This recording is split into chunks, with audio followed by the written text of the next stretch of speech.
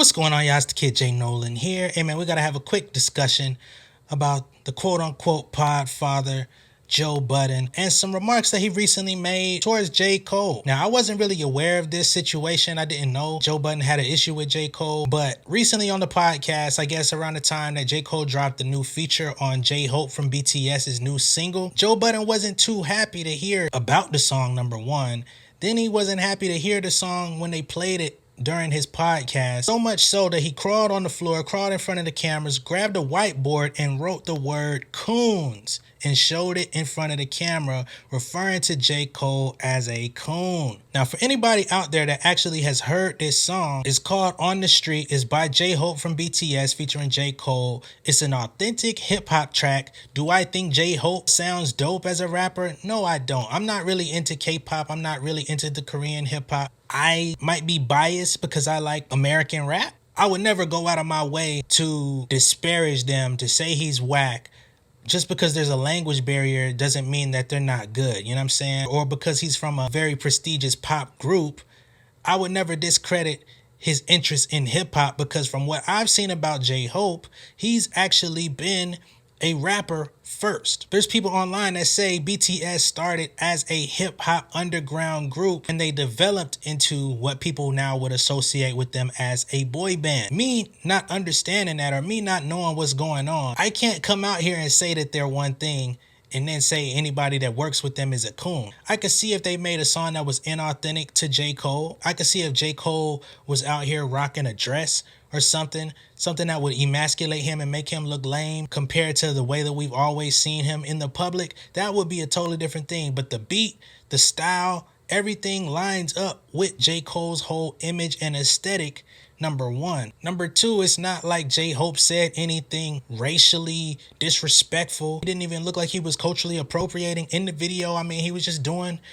dancing and walking around in the goddamn train station. You know what I'm saying? So for Joe Budden to go out of his way and call this man J. Cole a coon is way out of line, extremely disrespectful. And unfortunately, it goes to show you how far that the Joe Budden podcast has fallen from grace and devolved over time. They've been scratching and clawing at relevance for a while now. Ever since Rory and Mal left, a lot of the people that were tuned in, you got to understand, Joe Budden was the oldest member of his own podcast. Rory and Mal are probably close to anywhere between 7 to 10 years younger than Joe Budden, maybe even 5 years, just to be respectful. But they're moving around with people in the industry. You know what I'm saying? They're actually closely affiliated with artists like Griselda. Rory has Emotional Oranges and other things that's going on in the industry, putting together albums. During the time that they were working together, they were still around in the music culture. So they were at least abreast to what's going on, who's out here, who's doing what, so that they could keep Joe up to speed when he has these off-kilter takes that make him seem like the old grumpy dude. Now, you basically have a room full of old grumpy dudes, because you have Joe Budden, you have Ice, who's old, who only likes Pusha T and anything like that. Ish doesn't know shit about rap music or hip-hop culture. He tells you all the time. I mean, all he does is construction and real estate. He hears Kendrick Lamar and says he sounds like the Last Poets or some shit. Queen's Flip just screams all day. He pops up on rappers, tries to body slam them in the street and stuff like that. I still don't understand why people like him so much.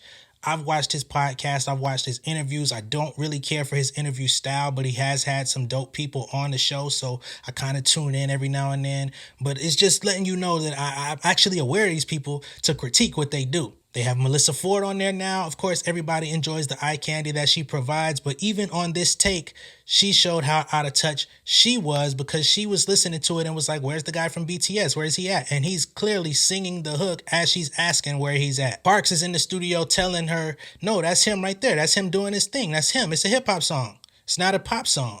And she's sitting there looking confused like, oh, well, where's his personality? If this is J. Cole going into their realm, why does it sound like a J. Cole song?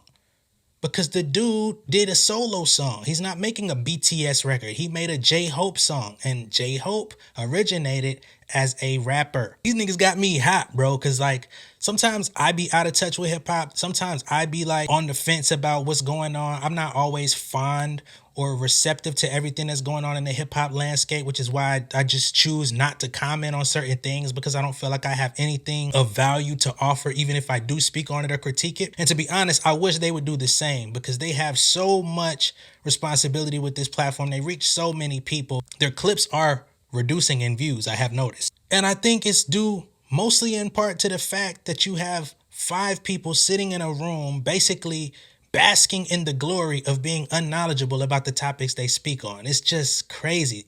The only time you can really relate to Joe is when he goes on his tangents and goes into pro artist mode, which is becoming less and less as he becomes less and less affiliated with people in the game. He doesn't really care, doesn't really want to know what anybody's going through. He's just spewing hot takes like hot coffee at the wall. He's literally becoming the Stephen A. Smith of hip hop. And one of the reasons I wanted to make this video is because I want my audience to hold me accountable. I don't ever want to become that type of person, that type of commentator, that type of personality on the YouTube screen. I want y'all to keep me in check in the comments. I actually read them. Sometimes I don't respond. Sometimes it's not worth a response. But I want y'all to definitely keep an eye on how my channel continues to evolve over time, how my takes continue to evolve over time, because I don't want to become so disconnected and just join it with my core that I become a Joe Budden type of commentator. The shit is really troubling. It's really sad to see how this has gone down, because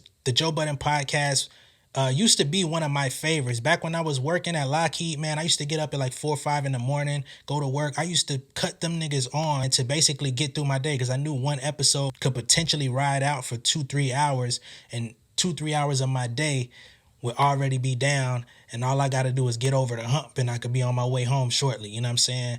So to know that they came from being my go-to every morning, that's what got me through the day, to now I can't even bear to listen to what the Joe Budden Podcast is talking about. Sad, man. Let me know what y'all think of this whole situation down below in the comments, though, man. Shout out to J-Hope. Shout out to J. Cole. It's just ridiculous, you know what I'm saying? And I think the disrespect has to end, especially when you go out your way to call somebody a coon and they have not done anything that warrants that type of disrespect. You got to take accountability for it. Somebody's got to hold you accountable. So I haven't seen a lot of people talking about it. I'm going to say something about it. Again, let me know what y'all think of this down below in the comments. Be sure to like and share this video. And if this is your first time seeing me on YouTube, go ahead and hit the subscribe button. Hit the post notification bell for all updates. And I will see you guys on the next one. All right? Much love and respect, y'all. Peace.